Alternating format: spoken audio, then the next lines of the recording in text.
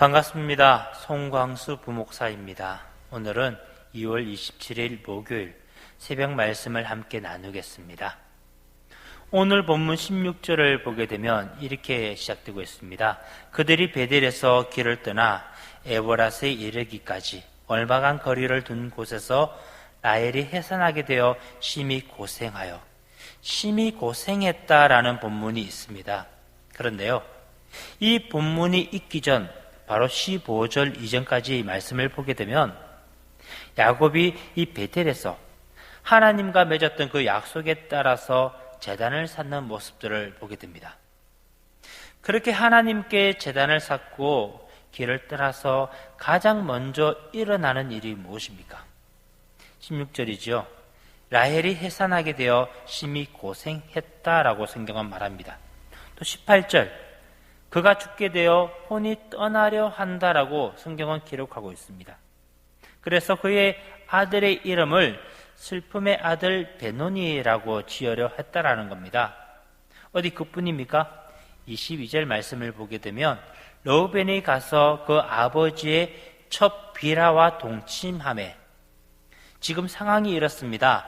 라헬이 고생하며 난산으로 인하여 아이를 낳다가 죽습니다. 그래서 아이의 이름을 슬픔의 아들 베논이라고 지으려고 했죠. 또 아들 르우벤은 아버지의 이 첫 비라와 동침하는 일이 일어납니다. 정말 라헬의 말대로 슬픔의 아이가 아니라 슬픔의 가정이라는 생각이 되어집니다. 그런데요, 이 본문을 읽다가 저는 이런 생각이 들었습니다. 우리네 가정과 일반적인 우리네 가정과 별반 다르지 않다라고 말입니다. 하나님을 믿는다고 해서 세상 사람들과 또 세상 다른 가정들과 그렇게 다르지 않더라는 거죠. 동일하게 우리네 가정 가운데서도 슬픔이 있고 또 아픔이 있다라는 겁니다. 눈물도 있지요. 고통도 있습니다. 이것이 바로 우리네 인생이고 우리네 평범한 가정 생활입니다. 이 야곱에게 있어서 라헬은 정말 소중한 존재였습니다. 그 소중한 존재가 죽었습니다. 무엇보다도 장자인 르우벤까지 아버지의 이 첩을 탐하는 폐륜과 같은 그런 일이 일어난 것이죠. 가장 사랑하는 아내가 죽고 장자마저 해서는 안 되는 일이 벌어진 것입니다. 한 가정에서 일어날 수 있는 그 일들 가운데 정말 최악의 상황입니다.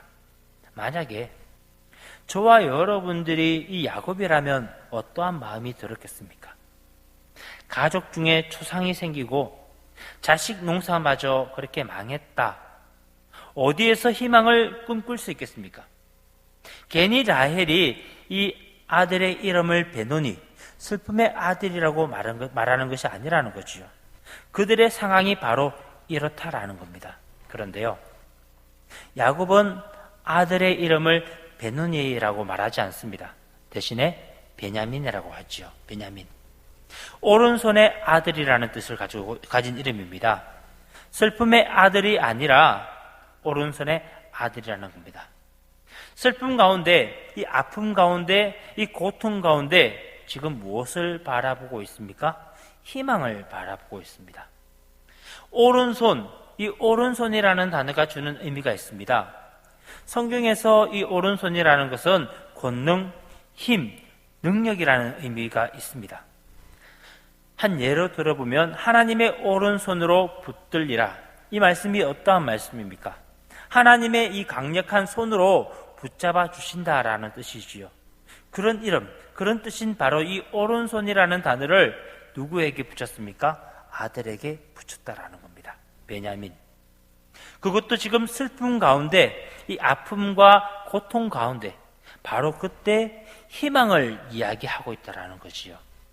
오른손의 아들, 권능의 아들, 능력의 아들, 힘의 아들이라는 것입니다. 저는 여기서 이 야곱의 신앙을 보게 됩니다.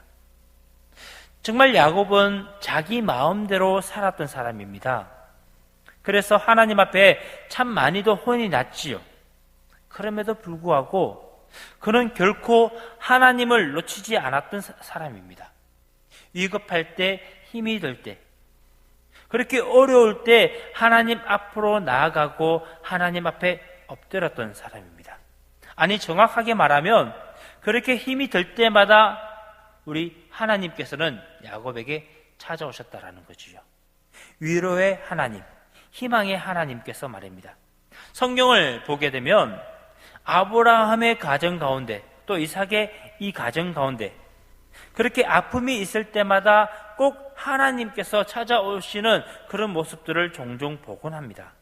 오셔서 위로하시고 또한 도우시는 우리 하나님, 그 하나님께서 바로 오신다라는 겁니다. 그리고 이 성경 인물은 그때마다 하나님을 붙들지요. 그렇게 하나님의 위로로 그들은 다시 한 번 더 일어나게 됩니다. 저와 여러분들도 동일합니다. 우리 하나님은 그런 분이십니다. 우리가 하나님을 믿는다고 해서 세상 사람들과 다른 인생을 살아가지는 않습니다. 동일하지요. 고난도 있고 아픔과 또한 눈물도 있습니다. 똑같이 인생에 역경이 있다라는 거지요. 하지만 저희들의 인생이 그렇게 절망으로 이렇게 치닫을 때 저희들에게 유일한 희망이 있습니다. 바로 하나님께서 찾아오신다라는 겁니다. 그래서 저희들의 이 눈의 눈물을 닦아주신다라는 거지요. 야곱이 이 절망 가운데 그렇게 희망을 노래할 수 있었던 그 이유가 바로 여기에 있습니다. 저와 여러분들, 우리가 자주 이야기하고 자주 듣는 말 가운데 앞과 뒤와 옆, 이 사방이 꽉 막혀 있다 할 때 그때라도 위로는 뚫려 있다라고 말을 합니다. 아무리 어려운 일이 닥친다 할지라도 우리는 희망을 놓치는 사람이 되지 말아야 된다는 거지요. 누가 계시기 때문입니까? 바로 하나님이 계시기 때문입니다.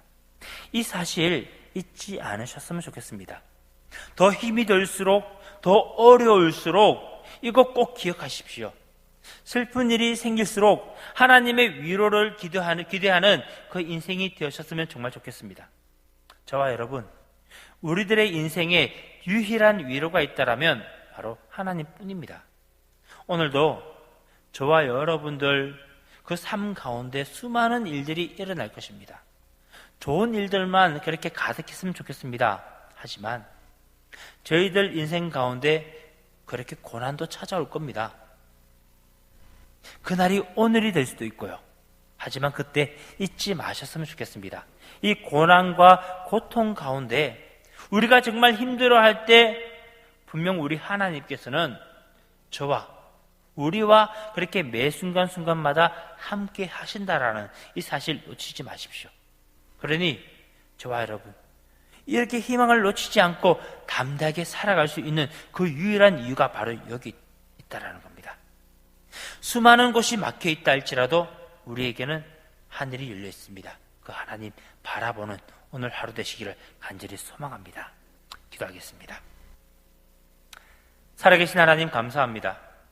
이 야곱을 통하여 함께 하시는 그 하나님을 발견케 하시는 이 하나님의 은혜 감사합니다. 또한 야곱과 같이 이 환난 가운데서도 항상 붙잡아 주고 계시다라는 사실을 깨닫게 하여 주신 것 감사하고 찬양합니다. 저희들 살아가는 그 매 순간순간마다 주님 없이는 살아갈 수 없음을 깨닫게 됩니다. 이 시간 이 야곱과 마찬가지로 이 삶 가운데 환난과 역경이 다가올 때 다른 세상 앞에 엎드리는 것이 아니라 우리 주님 앞에 매 순간마다 나아가서 엎드릴 줄 아는 주의 백성 되게 하여 주시옵소서. 지금 여러 가지 질병으로 인하여 많은 사람들의 그 마음이 강팍해져 가고 있습니다. 하지만 믿음의 성도인 저희들 주만 바라볼 수 있도록 인도하여 주옵소서. 그래서 이 어려움과 이 환난 가운데 희망 되시고 또한 회복을 주시는 우리 하나님으로 위로받게 하여 주옵소서. 감사합니다. 찬양합니다. 살아계신 예수님의 이름으로 기도합니다. 아멘. 말씀 마쳤습니다.